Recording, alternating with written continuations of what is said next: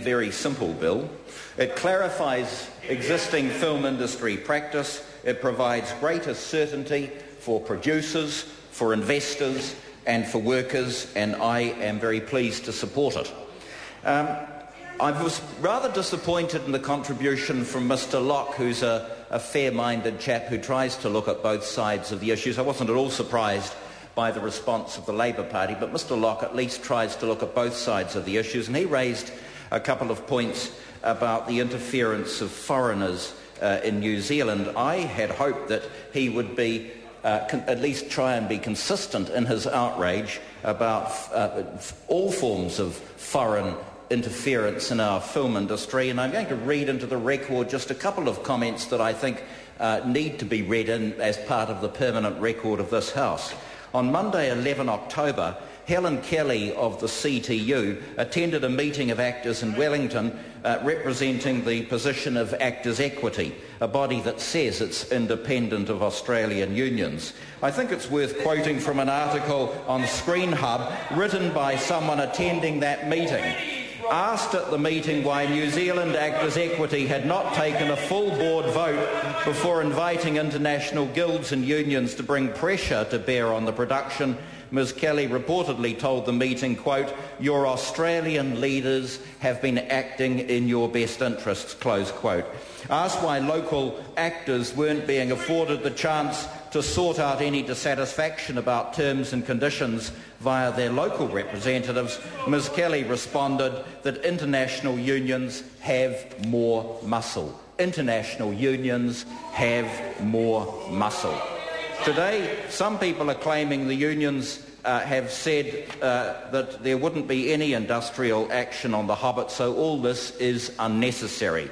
They just simply cannot understand why a studio investing many hundreds of millions of dollars in New Zealand and New Zealand jobs, in New Zealand's future and our industry, may have some reticence about taking the unions at their word. One need look no further than the statement from Actors' Equity on Radio New Zealand just last Friday, and again I quote, "We've been trying this with local productions for a couple of years. The difference with The Hobbit was that we did have some support from outside unions. We didn't encourage them to bully Peter Jackson. They came on board and supported us of their own accord." Another myth, Mr Speaker, perpetrated by the unions is that the industrial relations dispute had nothing to do with money but was about terms and conditions of employment. On 27 September, the Australian unionist Simon Whipp told the Otago Daily Times the issue was all about the payment of fees.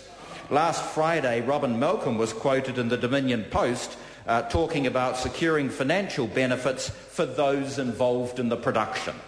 Is it any wonder that investors are reluctant to take the word of the unions in this matter and have sought that the matter be clarified?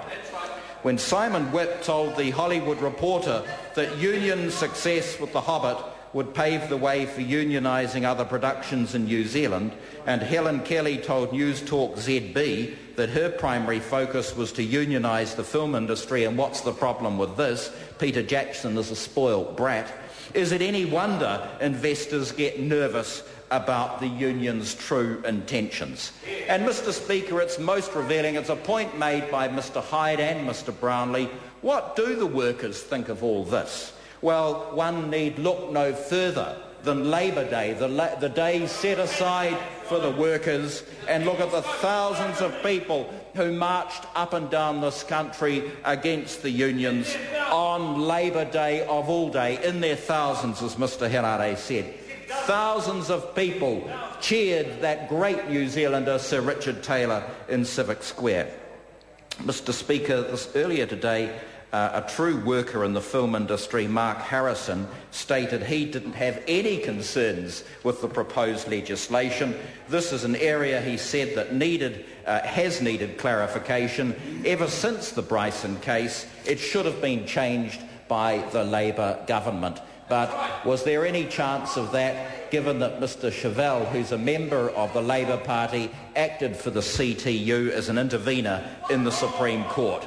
So, Mr Speaker, I think it's pretty clear that the Labour Party once again has shown to be more concerned about the unions than the economy.